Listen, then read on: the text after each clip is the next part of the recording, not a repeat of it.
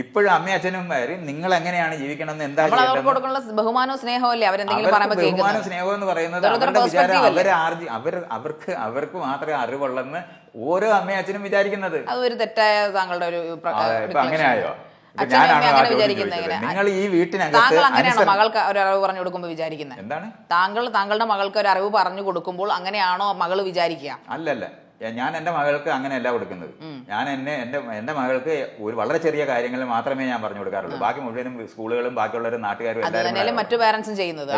Parents ചെയ്യുമ്പോൾ അവർ വിചാരിക്കുന്നത് അവരാണ് കുട്ടികളെ വളർത്തുന്നതെന്നാണ്. കുട്ടികളെ വളർത്തുന്ന അമ്മയും അച്ഛനും ആണെന്ന് തെറ്റിദ്ധരിക്കുന്ന ലോകത്ത് അവരുള്ളത്. 3 വയസ്സ് തൊട്ട് LKG സ്കൂളിൽ വിട്ടു തുടങ്ങുമ്പോൾ തൊട്ട് വേറെ ആളുകൾ ഇടപെടുന്ന സ്ഥലമാണ്. പബ്ലിക് റോഡ് ഉണ്ടാക്കുന്ന അമ്മയും അച്ഛനും അല്ല, സാമൂഹ്യ ജീവിയാണല്ലോ, എല്ലാവരും സാമൂഹ്യ ജീവിയാണെങ്കിൽ ഈ ആളുകൾ പണ്ട് കാലത്ത് അങ്ങനല്ല. ഒരു കൃഷി കുടുംബത്തിനകത്ത് വളരുന്ന ആളിന് അയലത്തുള്ളവരുടെ എങ്ങും വിടുന്നില്ല, വേറെ എങ്ങും വിട്ട് പഠിപ്പിക്കുന്നില്ല. അവർ പഠിപ്പിച്ചിരുന്നത് ആ കൃഷി തന്നെയാണ്. കുലത്തൊഴിൽ പഠിപ്പിക്കുന്നവരായിരുന്നു പണ്ടുണ്ടായിരുന്നത്. അത് മാറിയല്ലോ, മാറി. അതുകൊണ്ടാണ് അത് തിരിച്ചറിയാത്ത അമ്മയും അച്ഛന്മാരാണ് ഞങ്ങളാണ് കുട്ടികളെ വളർത്തുന്നതെന്ന് തെറ്റിദ്ധരിക്കുന്നവരാണ്. കുട്ടികളെ വളർത്തുന്നത് അമ്മയും അച്ഛനും അല്ല. അമ്മയും അച്ഛനും ഒരു പങ്കേ ഉള്ളതില് 10% പങ്ക് വരെ വരുത്തുള്ളൂ.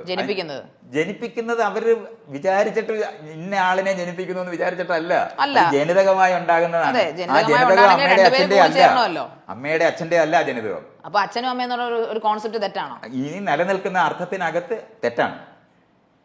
അമ്മയും അച്ഛനും എന്ന് പറയുന്നത് ജനിതകപരമായി ആ ജനിതകം പോലും അവരുടേതാണെന്ന് അവർക്ക് അറിഞ്ഞുകൂടാത്തതാണ്. അവരുണ്ടാക്കുന്ന കുഞ്ഞിനെ ഇന്ന കുഞ്ഞിനെ ഉണ്ടാക്കുന്നതെന്ന് അവരറിയുന്നില്ല.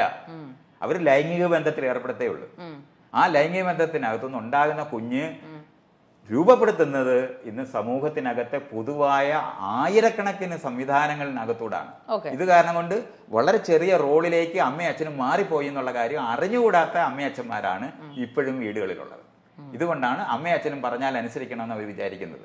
നമ്മൾ വളർത്തുന്ന കുഞ്ഞുങ്ങൾ മാത്രമല്ല, ഇഷ്ടംപോലെ എന്ന് ഒരു വലിയ സംവിധാനം. അതുകൊണ്ടാണ് കോൺസ്റ്റിറ്റ്യൂഷൻ ഉണ്ടാകുന്നത്, അതുകൊണ്ടാണ് പബ്ലിക് സ്കൂളുകൾ ഉണ്ടാകുന്നത്. അതൊക്കെ താങ്കൾ പറയുന്നത് കറക്റ്റ് തന്നെ. പക്ഷേ ഞാനിപ്പോൾ ചോദിക്കുന്നത്, ഇപ്പം ഞാൻ എൻ്റെ അമ്മ ഒരു കാര്യം പറയുന്നത് കേൾക്കുന്നത് ഒരിക്കലും താങ്കൾ പറയുന്ന ചിന്തയിലല്ല. അവരോടുള്ള എൻ്റെ സ്നേഹം എന്ന് പറയുന്നൊരു ഫീലിംഗ് കൊണ്ടാണ്. അവർ പ്രായമായി, അവരെന്നെ ഇത്രയും കാലം പ്രൊട്ടക്ട് ചെയ്തു, അല്ലെങ്കിൽ എനിക്കുള്ള കാര്യങ്ങൾ നടത്തി തന്നു, എനിക്ക് പറയുന്ന കാര്യങ്ങൾ നടത്തി തരുന്നു, അല്ലെങ്കിൽ എന്നെ അവർ നല്ല രീതിക്ക് പഠിപ്പിച്ച് വിദ്യാഭ്യാസം ചെയ്തു. ഇതിനൊക്കെ ഒരു റെസ്പെക്ട്, ഒരു സ്നേഹം ഞാൻ അവരോട് കാണിക്കുന്നു. തിരിച്ച് ആ ഒരു സ്നേഹമല്ലേ പരസ്പരം പാരന്റ്സും കുട്ടികളും തമ്മിലുള്ളത്. അല്ല, അപ്പൊ താങ്കൾ പറയുന്ന പാരന്റിനായിട്ട് ഒരു ബന്ധമില്ല. അല്ല, അത് ഇതെല്ലാം പെടുന്നതല്ലേ, ഈ അനുസരണ എന്ന് പറയുന്ന സ്നേഹത്തിൽ ഉൾപ്പെടുന്നതല്ലേ. 10% സാധനം നിങ്ങൾ കൊടുക്കണ്ടെന്ന് ഞാൻ പറഞ്ഞിട്ടൊന്നുമില്ല. പറയാത്ത കാര്യങ്ങൾ എന്റെ വായിക്കാത്ത കേട്ടിട്ടുണ്ട്. സ്ത്രീകൾ പശുക്കളെ പോലെയാണെന്ന് താങ്കൾ ഒരു കണിശമാണ്.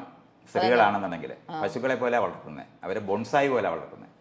അവർക്ക് തന്നെത്താനായിട്ട് എന്നാൽ ഒരു പെൺകുട്ടി പുറത്തോട്ട് ഇറങ്ങി നടക്കാനോ, സ്വന്തം ഇന്ത്യയിലെ പൗരനാണെന്ന് പറഞ്ഞിട്ട് രാത്രി നടക്കാനോ ഒന്നും ഒക്കത്തില്ല. നാടിന്റെ കുഴപ്പം എന്ന് പറഞ്ഞാൽ നാട്ടിലുള്ളതാണ് ഈ അമ്മയും അച്ഛനും. എല്ലാ വീട്ടിലും അമ്മയും അച്ഛനേ ഉള്ളൂ. ഈ നാട്ടിൽ അമ്മയും അച്ഛന്മാരേ ഉള്ളൂ.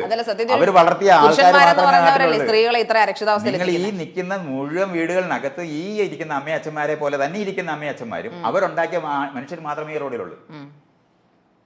പിന്നെ അവരെങ്ങനെ ആൾക്കാർ മോശമായിട്ട് പെരുമാറുന്ന വേറെ ആരാ ഉള്ളത്? ഈ അമ്മയും അച്ഛന്മാരാ. ഇത്രയാ അറിയുന്നത്. അതെന്തുകൊണ്ടാണ് അങ്ങനെ ഒരു താങ്കൾ ഈ അതുകൊണ്ടാണ് ജനാധിപത്യപരമായിട്ടുള്ള സ്ഥലത്ത് വരുമ്പോഴാണ് സ്കൂളിനകത്ത് ഈ വിദ്യാഭ്യാസം കൊടുത്ത് ഉത്തരവാദിത്തപ്പെട്ട മനുഷ്യരായിട്ട് മാറുമ്പോൾ അമ്മയും അച്ഛൻ്റെ റോള് ലോകത്ത് കുറയും. ആ കുറഞ്ഞു എന്ന് അവർ തിരിച്ചറിയാതിരിക്കുന്നത് കാരണം കൊണ്ടാണ് പെൺകുട്ടികളെ വളർത്തുന്നത് ബോൺസായി പോലാണ്. പുറത്തിറങ്ങി നടക്കാനോ ലോകപരിചയം ഉണ്ടാക്കാനോ അനുവദിക്കാതെ. പണ്ട് കാലത്ത് അന്നേ വിദ്യാഭ്യാസം കൂടെ കൊടുക്കത്തില്ല. 18 വയസ്സാകുന്നതിന് മുമ്പേ കല്യാണം കഴിപ്പിക്കുകയും ചെയ്യുക. ഇങ്ങനെ എല്ലാം ചെയ്തിരുന്ന സാധനത്തിനെ ആളുകളെ അവരെ വളരാൻ അനുവദിക്കാതിരിക്കുന്നത് അമ്മയും അച്ഛനുമാണ്. അമ്മ എന്ന് പറയുന്നത് അച്ഛനല്ലേ? അമ്മ എന്ന് പറയുന്നത് അച്ഛന്റെ കാര്യസ്ഥനാണ്, അല്ലാതെ വേറെ ഒന്നുമല്ല. അമ്മയ്ക്ക് സ്വന്തമായി തീരുമാനം എടുത്ത് കാര്യങ്ങൾ ചെയ്യാൻ പറ്റത്തില്ല. അച്ഛന്റെ ഇഷ്ടാനിഷ്ടങ്ങൾ അനുസരിച്ചിട്ട്. അതുകൊണ്ടാണ് നേരത്തെ പറഞ്ഞത് അവര് ബോൺസായി പോലെ പുരുഷന്റെ മേൽക്കോയ്മ എന്ന് പറയുന്നത്. അതിനെയാണ് പുരുഷന്റെ മേൽക്കോയ്മ എന്ന് പറയുന്നത്. അതിനെന്താ എത്ര സംശയം? അങ്ങനെ പുരുഷ മേൽക്കോയ്മയുള്ള നാട്ടിലാണ് നമ്മളുള്ളത്. അത് മാറ്റിയെടുക്കുന്ന പണിയിലാണ് നമ്മൾ. അതുകൊണ്ടാണ് അമ്മയും അച്ഛനും പറയുന്ന പോലെ ഒന്നും എല്ലാ കാര്യങ്ങളും മനസ്സിലാക്കേണ്ടതെന്നും അവരുടെ കൂട്ടത്തിലല്ല. ആദ്യം മാറേണ്ടത് പുരുഷ സമൂഹമല്ലേ, സ്ത്രീ സമൂഹത്തെക്കാൾ. പുരുഷ സമൂഹം മാറ്റുക എന്ന് പറയുന്നത് ഈ വിദ്യാഭ്യാസം കൊണ്ട് മാത്രമേ പറ്റുള്ളൂ. തുല്യരായ പൗരരെ ഉണ്ടാക്കുന്ന ക്ലാസ് റൂമിനകത്താണ് ആ വിദ്യാഭ്യാസം വേണ്ടത്. സ്കൂളിൽ നിന്ന് വീട്ടിലേക്ക് വിടുന്ന കുട്ടികളുണ്ടാകണം. പക്ഷെ അധ്യാപകർ വിദ്യാർത്ഥികളെ റേപ്പ് ചെയ്യുന്ന ഒരു കാലഘട്ടത്തിൽ ഇപ്പൊ കടന്നു പോകുന്നു. അത് അധ്യാപകരെന്ന് പറഞ്ഞാൽ ഈ വീട്ടിലുള്ള അമ്മയച്ഛനുമാണ്. സ്കൂളിൽ അധ്യാപകർ സ്കൂളിലെ അധ്യാപകരെന്ന് പറഞ്ഞാൽ വീട്ടിൽ നിന്ന് പോയ അമ്മയച്ഛനും തന്നെയാണ്. വേറെ ആരാ ഉള്ളത്? മര്യാദയില്ലാതെ പെരുമാറുന്ന അമ്മയച്ഛന്മാരുടെ ലോകത്തുള്ളവർ തന്നെയാണ് ക്ലാസ് റൂമിൽ ഇരിക്കുന്നത്. അധ്യാപകർ വേറെ എവിടുന്നാ വരുന്നത്? അതുകൊണ്ടാണ് ഇതെല്ലാം സംഭവിക്കുന്നത്. അങ്ങനെ തന്നെയാണ്. പഴയ കാലത്ത് അധികാരം അനുസരിച്ചിട്ടാണ് അവരതങ്ങനെ ചെയ്യുന്നത്. കാരണം ഇവരോട് ചോദിക്കണ്ട. റേപ്പ് ചെയ്യുക എന്ന് പറഞ്ഞാൽ സമ്മതമില്ലാതെ പെരുമാറുന്നതാണ്. സമ്മതമില്ലാതെ പെരുമാറുന്ന അച്ഛത്വം അമ്മത്വമാണ്. ഈശ്വരൻ എന്ന് പറയുന്ന ജനനവും മരണം, താങ്കളുടെ ഡെഫിനിഷൻ എന്താണ് ജനത്തെ മരണത്തെ കുറിച്ചും? ജനനവും മരണവും, നിങ്ങൾ ഈ വിഷയം എന്ന് പറഞ്ഞാൽ ജനനവും മരണവും എന്ന് പറയുന്നത്, ജീവികളുടെ ലോകത്ത് മരണമില്ലാത്ത ജീവികളുമുണ്ട്, മരണമുള്ള ജീവികളുമുണ്ട്.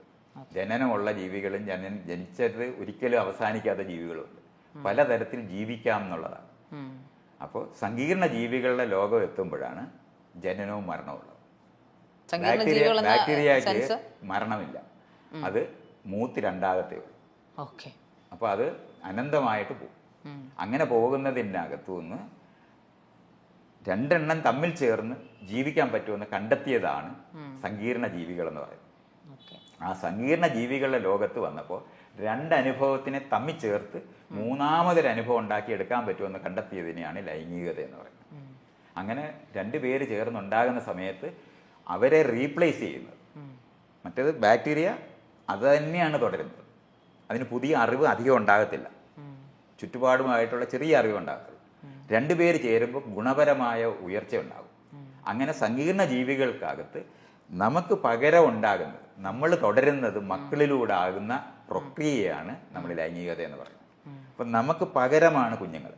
ആ കുഞ്ഞിനെ വളർത്തി കഴിയുമ്പോൾ നേരത്തെ ഉണ്ടായിരുന്നവർ നഷ്ടപ്പെട്ടു പോകേണ്ട ആവശ്യം അവർ അനാവശ്യമായി മാറുന്നത് കൊണ്ടാണ് മരണം വരുന്നത്. അങ്ങനെയാണ് വരുന്നത്. അതുകൊണ്ട് മരിച്ച് ജീവിക്കുന്ന ജീവികളായിട്ട് മാറുന്നത് ഈ സങ്കീർണ ജീവികളിലേ ഉള്ളൂ. അപ്പൊ ഈ പുനർജന്മം എന്നൊക്കെ പറയുന്നുള്ളതാണ് താങ്കൾ വിശ്വസിക്കുന്നത്? ഇല്ല ഇല്ല, അതൊക്കെ പഴയ കാലത്ത് ജനിതകം എന്താണെന്ന് അറിഞ്ഞുകൂടാത്ത കാലത്ത് മനുഷ്യർ സങ്കല്പിച്ചതാണ് ഈ അനുഭവം എന്ന് പറയുന്നത് എങ്ങനെ ഉണ്ടാകുന്നു എന്ന്. അപ്പോൾ അത് പഴയ കാലത്ത് ഉണ്ടായിരുന്ന ഒരു സങ്കല്പമാണ് ഈ ജന്മം. മരിച്ചവർ എങ്ങോട്ട് പോകുന്നു എന്നുള്ള ചോദ്യം പോകാനൊക്കത്തില്ല. മരണം എന്ന് പറയുന്നത് മക്കൾ ഉള്ളിടത്തോളം കാലം അവർ തുടരും. അപ്പൊ താങ്കളോ ഞാനോ മരിക്കുകയാണെങ്കിൽ നമ്മളെന്ന് പറയുന്ന സാധനം അത് ഒരു 30 വർഷം മുമ്പ് നിങ്ങൾ ഇങ്ങനെയല്ലല്ലോ ഇരുന്നത്. അല്ല. അപ്പം നിങ്ങൾ മാറിയിട്ടില്ലേ? ഇങ്ങനെ മാറിയിട്ടില്ല. ഇതുപോലെ മാറി തീരുന്നത് നിങ്ങളായിരിക്കുന്നത് മുഴുവൻ വേറെ പലതുമായിട്ട് മാറും. ഇപ്പം നിങ്ങൾ ഇന്ന് രാവിലെ ഭക്ഷണം കഴിച്ചില്ലേ? അത് നിങ്ങളായിട്ട് ആ ഭക്ഷണം നിങ്ങളെ ഇപ്പം മാറ്റി കാണിക്കാൻ പറ്റുമോ? ഇല്ല, നിങ്ങളായി മാറി. ഇതുപോലെ നിങ്ങൾ വേറെ പലതിനും ആഹാരമായി മാറത്തേ ഉള്ളൂ, വേറെ ഒന്നും സംഭവിക്കില്ല. Okay, thank you sir. ഇത്രയും നേരം ഹോട്ട് സീറ്റിൽ ഞങ്ങളോട് വിശേഷങ്ങൾ പങ്കുവച്ചതിനും നന്ദി. Thank you so much.